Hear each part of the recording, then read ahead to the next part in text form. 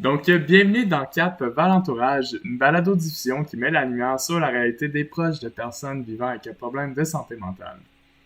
Aujourd'hui, mon invité Gabriel Brain-Amour et moi-même abordons le sujet de la normalité ainsi que des émotions. Je vous souhaite un bon visionnement. Bonjour tout le monde, j'espère que vous allez bien. En tout cas, moi, ça va à merveille. Aujourd'hui, j'ai le grand bonheur de pouvoir être avec Gabriel Brain-Amour, désolé, qui est la directrice générale de l'Accolade de la santé mentale, mais qui a également travaillé avec les jeunes auparavant. Je ne sais pas si vous voulez peut-être nous en parler un petit peu plus. En gros, dans mon bagage académique, j'ai un DEC en éducation spécialisée, j'ai un bac en enseignement technique, fait que j'enseigne aussi en éducation spécialisée.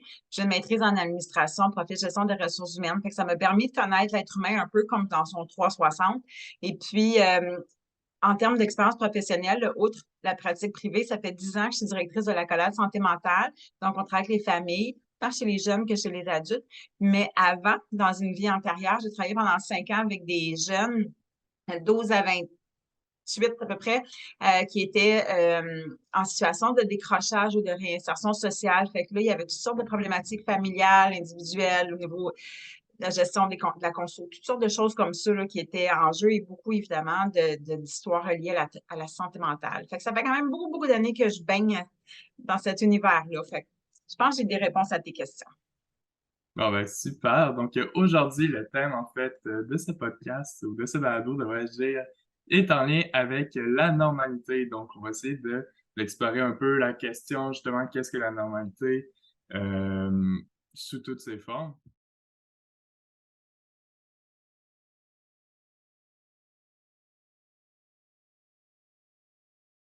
Ben, c'est ça, quand, tu sais, quand on dit qu'est-ce qui est normal, qu'est-ce qui ne l'est pas. Tu sais, le Mhm. terme normalité en tant que tel, juste ça, on peut en parler pendant à peu près 3 mois, mais le Mhm. terme en tant que tel, il fait référence à la majorité des gens.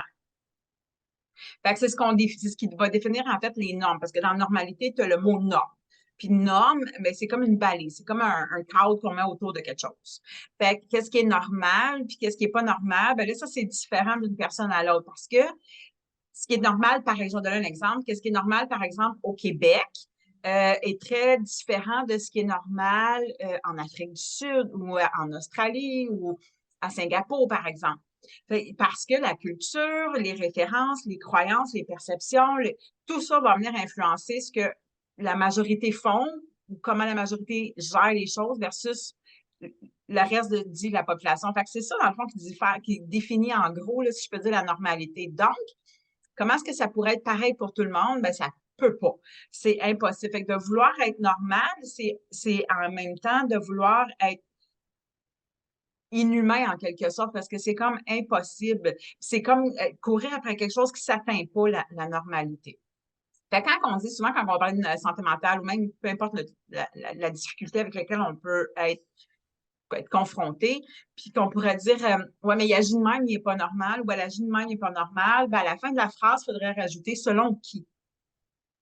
Parce que ça aussi, c'est différent. Selon la perspective de chacun, c'est bien différent. Puis pour cette personne-là, ce qu'elle fait, c'est probablement très normal, mais pour un autre, non. Fait est-ce que c'est normal d'être en couple? Est-ce que c'est normal d'être célibataire? Est-ce que c'est ben oui et oui, tu sais, Mhm. c'est Ouais, selon. ouais. C'est selon. OK. Puis, est-ce que tu penses que on va un jour atteindre à réussir à avoir, dans le fond, une définition un peu plus objective de la normalité, ou tu penses que ça va tout le temps rester cette forme vraiment subjective du mot? Je sais pas comment le dire vraiment. La Ben, question, peut-être, je pense que je non, vais... ça va, je comprends la question, c'est parce que le concept il est quand même assez flou, même si on a un mot dans le Ouais. dictionnaire et on a des définitions, des synonymes, ça reste que normalité, le concept en tant que tel de normalité, c'est quelque chose qui est applicable de façon universelle. C'est un peu comme les Mhm. valeurs. C'est universel. Tout le monde a ça, tout le monde a une perception de ça, mais ça reste une perception parce que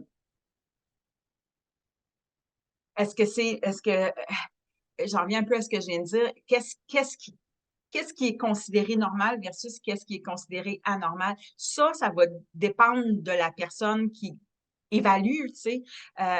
C'est pas tout le monde qui perçoit les choses de la même façon. Qu'est-ce qui est beau, qu'est-ce qui est pas beau, ça revient au même un peu, tu sais, c'est une question un peu personnelle. Fait que là, est-ce que la majorité des gens perçoivent de la même façon, ben là, on va considérer que c'est normal. Fait que c'est sûr qu'il y a des choses qu'on va considérer d'inormales. Par exemple, aimer une personne qui est en souffrance, c'est normal que nous, on trouve ça dur. Parce que Ouais. la trois quarts des personnes, si ce n'est pas la totalité des personnes qui aiment une personne qui va pas bien, en souffrent. Fait que, oui, on considère que c'est normal. Fait que c'est un peu comme ça qu'on définit la Mhm. normalité. Est-ce que la majorité du monde, à situation similaire, vont réagir sensiblement ou vont percevoir les choses sensiblement de la même façon? Puis quand la réponse est oui, ben on dit, ben c'est normal. OK. Est-ce que la majorité des gens se promènent, par exemple, nus dans la rue pour aller faire leur épicerie puis aller travailler? Non. Fait que la personne qui le fait, on va dire, ben, c'est pas normal.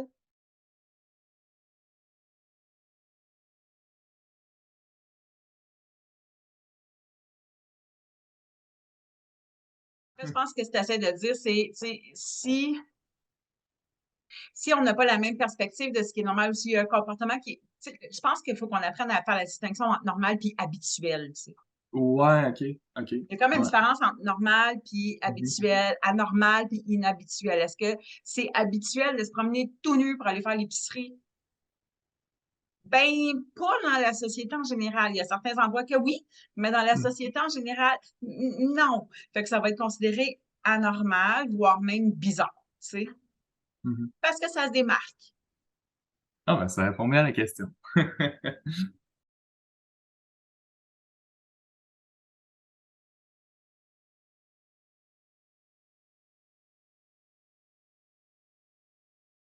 Sur les facteurs personnels, l'émotivité, quand on parle d'empathie, on parle beaucoup aussi des traits de caractère. On parle aussi Mhm.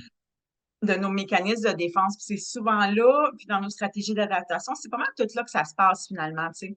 Fait qu'une personne qui est plus empathique, voire même sympathique, ou en tout cas qui utilise beaucoup la compassion dans la vie, parce qu'il y a quand Mhm. même des nuances entre tout ça, là. Mais quelqu'un qui est plus orienté vers l'altruisme, vers la compréhension des autres, dans le se mettre à la place, ben, cette personne-là, elle pourrait être confrontée quand une autre personne le fait moins ou quand une autre personne est plus centrée sur elle-même. Parce que c'est un petit peu, tu sais, ça se gradue sur un spectrum. C'est pas 100% altruiste, 100% égocentrique, c'est à quelques personnes, exceptions près, mais de façon générale, on est quelque part sur le spectrum. Alors, il y a quelque chose qui relève des mécanismes de défense, puis est-ce qu'on est en train de faire de la projection, puis de se dire, ben, tout le monde devrait être empathique aux autres. Qui a dit que c'est comme ça qu'il faudrait fonctionner? Parce que parfois, l'empathie, c'est hyper utile, puis d'autres fois, il faut que tu n'ailles envers toi-même, tu sais. Fait que, il faut que ça marche de deux côtés. C'est pour les autres, mais c'est pour toi également. Fait qu'une personne qui est beaucoup plus empathique à elle-même pourrait peut-être être perçue négativement par quelqu'un qui est beaucoup plus empathique aux autres. Mais là, Mhm. on revient à des traits de caractère et à des valeurs, parce que c'est une valeur de dire faut être empathique à tout le monde. Et c'est aussi une valeur de dire, mais il faut aussi être empathique à soi-même. Fait que là, on est confronté à des facteurs très, très personnels et individuels qui sont au niveau des valeurs puis des croyances. Moi, je crois que ça, c'est bien, ça, c'est mal, que ça devrait pas. Puis là, ben, le mécanisme de défense va embarquer en fonction de ça. Et là, ça pourrait créer ben, pas ça pourrait, ça crée souvent des problématiques relationnelles. Que personnellement, justement, je me constate comme étant assez empathique comme personne. Puis justement, pendant un moment, on m'a fait le commentaire de dire, hey, tu sais, ce que tu fais en ce moment, c'est un peu la projection. J'ai dit, ah, OK. Puis j'ai réalisé, en fait, j'ai juste pris le temps de penser, j'ai fait, ben oui, oui, c'était de l'empathie, mais au final, c'était vraiment juste de la projection, puis de la manière que moi, je voyais les choses, puis que je le mettais sur les autres personnes. Puis au final, j'ai juste réalisé qu'il y a vraiment une nuance parfois, c'est de l'intention de l'empathie un peu. Bien Donc, sûr. ouais, c'est ça. Donc, c'est vraiment à partir de là que j'ai réalisé que euh, on peut dire qu'il y a une empathie qui est un peu plus saine. Ben, en tout cas, pour moi, personnellement, il y avait de l'empathie un peu plus saine, puis il y avait de l'empathie un peu moins saine, que je me demandais que ça venait peut-être de nos places, justement. Puis c'est justement, ouais, c'est là que j'ai comme réalisé que au final, c'est pas juste de l'empathie pour faire de l'empathie. Parfois, on dirait que c'est justement un mécanisme de défense ou Il y a juste une quelque chose au niveau, ça parle beaucoup des besoins. Tu es en train de parler beaucoup de tes besoins. Tu es en train de dire, ben moi, j'ai besoin de me sentir connectée aux autres, j'ai besoin de me Mhm. sentir que je suis une bonne personne, j'ai besoin de me sentir que je suis présent, j'ai besoin de me sentir que je suis ouvert, parce que l'empathie permet tout ça. Fait que ça ramène à peu près tout ce qu'on fait dans la vie, les êtres humains, c'est aussi pour soi, en quelque sorte, la plupart du temps, tu sais. Fait que ça nous ramène aux besoins qu'on a, tu sais.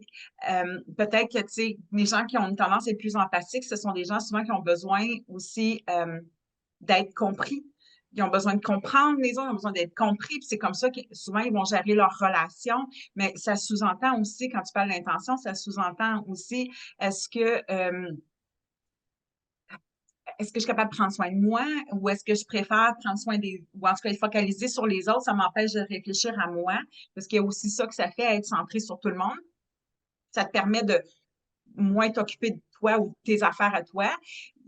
Ça, c'est une des affaires. Puis, tu sais, quand on parle des intentions, est-ce que je le fais pour me comprendre, essayer de comprendre les autres? Est-ce que je comprends les autres parce que ça fait de moi une bonne personne? Est-ce que je comprends les autres parce que c'est ça que j'ai appris, puis je pense que c'est ça qu'il faut que je fasse? Ou est-ce que ça me vient naturellement? Est-ce que ça m'envahit? Est-ce que j'envahis les autres? Il y a un million de questions à se poser par rapport à est-ce que c'est sain ou malsain, tu sais. Ouais, c'est super intéressant. J'en apprends énormément juste à en parler justement parce que aussi, je pense à certains amis justement qui sont très empathiques aussi de mon âge. Tu sais, qu'est-ce qui est populaire ou qu'est-ce qui est justement, qu'est-ce qui est populaire auprès des jeunes en ce moment, c'est vraiment d'insérer cette mentalité-là, d'être vraiment empathique envers tout le monde.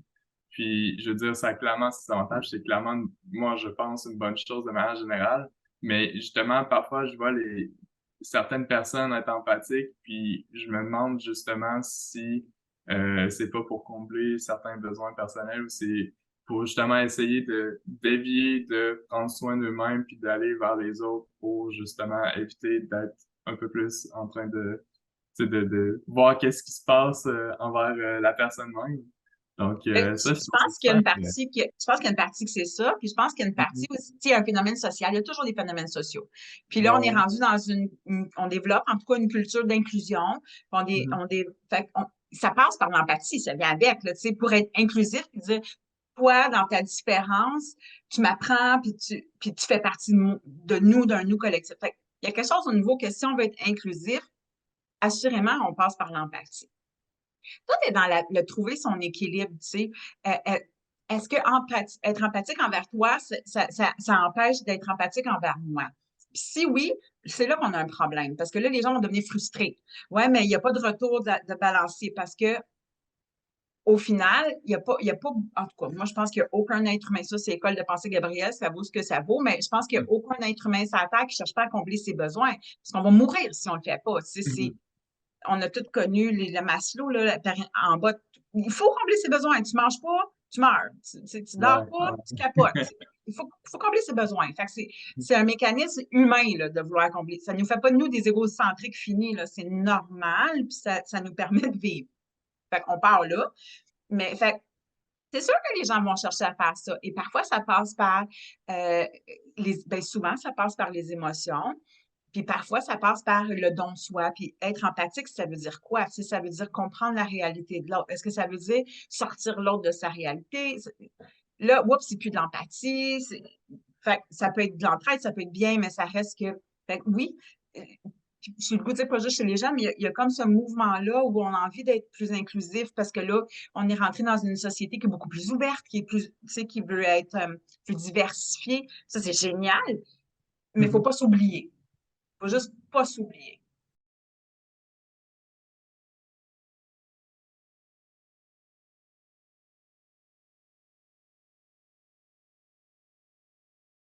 Je ne sais pas si c'est les émotions, je pense que c'est l'intensité de. C'est Ah, on pourrait plus, aller peut-être là-dessus, ouais.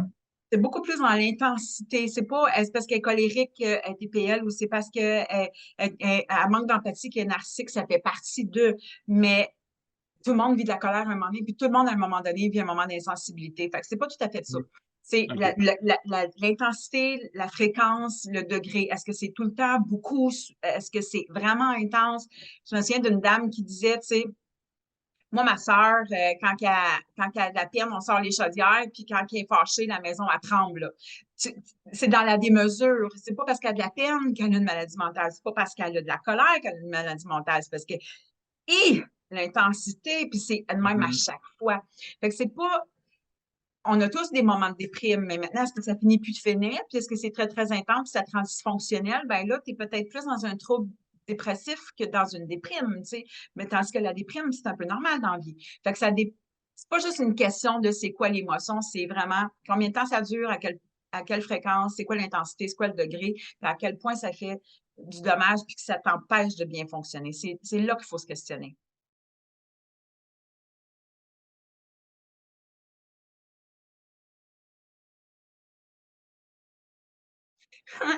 Ceci étant dit, quand on vient à la normalité, ça, c'est un exemple de normalité, les émotions. Est-ce que c'est Mhm. normal d'avoir des émotions? Mais il n'y a pas un individu sur la Terre qui n'en a pas.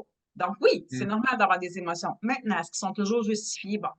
Les émotions, là, c'est pas. On les aime quand ils sont agréables, puis on les haït quand ils sont pas agréables. Fait que déjà là, tu sais, fait que quand on dit on veut pas vivre nos émotions, on a tendance à les fuir, c'est généralement ceux qui nous déplaisent qu'on parle. C'est rare qu'on fuit la joie ou le bonheur. C'est généralement on fuit tout le reste qui nous rend, parce que ça crée des sensations physiques qui sont pas super faciles à soutenir, tu sais. Mais les émotions, là, ils ont un rôle à jouer. Si on n'avait pas la peur, on serait déjà mort. Si on n'avait pas la peine, on serait pas capable de lâcher prise. On serait prêt à l'accepter. Si on n'avait pas le dégoût, on serait mort parce qu'on serait prêt à de rejeter. Tu sais, si on n'avait pas la colère, on aurait de la misère à se mettre en mouvement. Les émotions, elles sont essentielles. Elles nous permettent de vivre, puis elles nous permettent de réguler nos vies. Elles nous permettent aussi de trier parce qu'il y a 8 milliards d'individus sur la Terre. Est-ce que vraiment il y a de la place dans ta vie au quotidien pour 8 milliards d'individus? Impossible. Il faut faire des tris, il faut faire du ménage. Ça nous permet plein de choses. Puis, les émotions, la seule chose la seule chose, une des fonctions qu'elles ont, c'est de nous transmettre de l'information. Elles nous transmettent si on est bien ou pas bien dans la situation, si ce qu'on fait est correct, mais elles nous disent d'abord et avant tout ce que tu es en train de penser, là, comment tu es en train d'analyser les choses, comment tu es en train de les percevoir. Est-ce que vraiment ça t'est utile ou pas? Parce que là, on prend l'exemple, puis ce que je vois beaucoup, mettons, c'est des gens qui vont ressentir beaucoup de culpabilité. Quand on parle qu'on aime quelqu'un qui va pas bien, on se sent impuissant vu de la culpabilité, on a l'impression d'avoir fait quelque chose ou on se fait dire qu'on a fait quelque chose, c'est culpabilisant. Est-ce que j'avais l'intention de faire du mal à quelqu'un? Habituellement, Mhm. la réponse, c'est non. Ben, en ce moment-là, coupable de quoi? C'est quoi la faute? Tu sais, est-ce que je peux avoir gaffé sans avoir fait une faute? Fait que j'ai pas besoin d'être coupable. Puis il y a une erreur, ben, c'est pas quelque chose qu'on a besoin de pardonner, c'est juste quelque chose qu'on a besoin de réparer. On passe à d'autres choses. Fait que ça permet fait que l'émotion de culpabilité, elle sonne la cloche, je peux dire, une seconde, prends 2 secondes, analyse la situation. Est-ce que tu as voulu bien faire? Finalement, c'est ça le résultat. La fois d'après, est-ce que tu vas faire la même chose? Non, parce que clairement, avec cette personne-là, le résultat n'est pas ce que je voulais. Bon, ben le choix de stratégie, c'était pas le meilleur. Qu'est-ce que je vais faire la prochaine fois? C'est ça que ça sert les émotions. Ça sert à dire, ben tes stratégies sont top ou non. Fait que change-les ou garde-les. Fait que si tu les écoutes, tu vas avoir une vie épanouissante, enrichissante, puis des relations agréables. Si tu les écoutes pas, tu vas passer ton temps à tourner en rond, à filer tout croche. Puis quand on file tout croche, qu'est-ce qu'on fait? Ben là, on adopte des stratégies qui nous nuisent. On va, je sais pas, consommer, sortir, magasiner, jouer, se pitcher dans des relations, dormir, faire trop de sport, passer de sport, trop travailler, pas travailler pantoute. Mais on va faire des choses pour essayer de étouffer les sensations qui sont envahissant. Puis moins on écoute nos émotions, plus les sensations deviennent grosses. Parce Mhm. que les émotions veulent nous parler. Puis toi, tu dis, parle-moi pas, s'il te plaît, je veux pas t'entendre. Puis elle a dit, oui, mais c'est important ce que j'ai à te dire. Parce que ça va changer les choses pour plus tard. Puis là, t'es comme, mais je veux pas le savoir. Fait que là, la chicane, elle pogne en dedans de toi. Puis c'est de pire en pire. Fait que c'est pour ça qu'il faut les écouter, les émotions. C'est pas ton ennemi, cela, là. Non, je comprends. Puis, tu sais, est-ce que je pense qu'on peut dire que écouter ses émotions, ça te permet de progresser en tant que personne, justement, de devenir, de comprendre certaines choses, puis justement de mieux gérer certaines situations dans le futur, dans les choses comme ça. Euh, Justement, là, j'ai encore une fois des amis en tête qui, eux, justement, ont tendance à plus fuir leurs émotions, puis je connais d'autres personnes qui affrontent leurs émotions vraiment en gros coup de tête comme ça. Puis je trouve que la différence dans mentalité est vraiment quand même assez visible par rapport à certaines situations qui peuvent se passer dans leur vie. Fait que ça me motive, moi, personnellement, justement, à vouloir plus affronter parce que je vois littéralement le résultat de où ça peut mener, en fait, au final. Donc, bon, ben, J'ai super. j'ai le goût de reprendre un petit peu ce que tu viens de dire. Tu dis le mot affronter, tu sais, mais c'est pas toujours c'est pas supposé, ben, je pense pas qu'il faut que ça soit un combat nécessairement. Il y a une OK. différence entre les fuir puis les affronter, puis entre les deux, là, entre les deux, il y a juste les accueillir puis les écouter. Puis ça, c'est Mmh. pas pareil. Parce que les affronter, c'est par face, tu sais, puis c'est aller au-devant, puis c'est comme une espèce d'affront, une collision. Ouais, c'est Alors comme ça que que je le vois. accueillir, c'est vraiment juste s'ouvrir à ouvrir son esprit puis dire, OK, qu'est-ce que je suis en train de penser? Qu'est-ce que je suis en train de ressentir? Si je voyais les choses autrement, est-ce que je me sentirais autrement? Qu'est-ce que j'ai besoin en ce moment pour que je me sente mieux? Qu'est-ce que j'ai Mmh. besoin en ce moment pour que ce qu'il y a à venir soit plus positif pour moi puis pour les autres? Fait à ce moment-là, on est toujours un rééquilibrage. On n'est pas dans une bataille avec soi-même, puis on n'est pas non plus dans une fuite avec soi-même. On est dans un ajustement qui est constant. Fait que vivre ces émotions, c'est juste leur faire de la place. C'est juste ça, dans le fond. Puis de dire, qu'est-ce que tu as à me dire, chère émotion? Puis, OK. OK, ma pensée, parce que les émotions sont soutenues par les pensées. Fait que ce que je suis en train de penser, est-ce que ça fait du sens ou pas? Puis, en quoi ça m'aide, puis en quoi ça me nuit, puis qu'est-ce que je peux faire autrement. Puis quand on est dans cette réflexion-là, puis on identifie ses besoins, on n'a plus besoin des feuilles, puis ils vont arrêter de t'achaler tes émotions parce qu'ils vont être entendus. OK. Bon, ben, ça explique beaucoup parce que moi, au début, je le voyais un peu justement comme un affront, un combat. Mais en final, c'est vraiment juste de l'introspection vraiment Ouais, active, si on peut dire, ouais, où on se pose activement des questions, ouais, juste pour explorer puis essayer de comprendre, tu sais, de manière neutre, justement, qu'est-ce qui se passe, pourquoi tu te sens de même, tout à puis quelles fait. stratégies on peut utiliser pour, justement, ben, faire en sorte que, on passe à travers. Fait que, ah, ben, écoute, ça change complètement, justement, la manière que je le vois, fait que tant mieux. Moi, ça m'aide aussi, ce podcast-là, c'est bien le fun. Ben, tant mieux. Puis si tu as une chose à retenir, là, c'est mes émotions, ils me donnent de l'information sur mes besoins. Puis ils sont en train Mhm, de me dire si ce que je pense m'aide ou me nuit. Point final. mhm. Ah, Point ben, final. c'est donc, c'était déjà la fin du balado. J'espère que vous avez apprécié. Je tiens à remercier Madame Brenamo pour avoir pris part à cette conversation. Puis si vous êtes un proche et que vous voulez en savoir plus sur la normalité ou sur les émotions, on a plusieurs ressources pour vous, notamment changetonregard.ca, notre site web, ou encore nos réseaux sociaux, donc Réseau avant de craquer sur Facebook, Instagram, Twitter ou encore TikTok. Puis bien sur ce, ben, j'espère que vous avez apprécié, puis je vous dis à la prochaine fois. Bonne journée à vous. Là.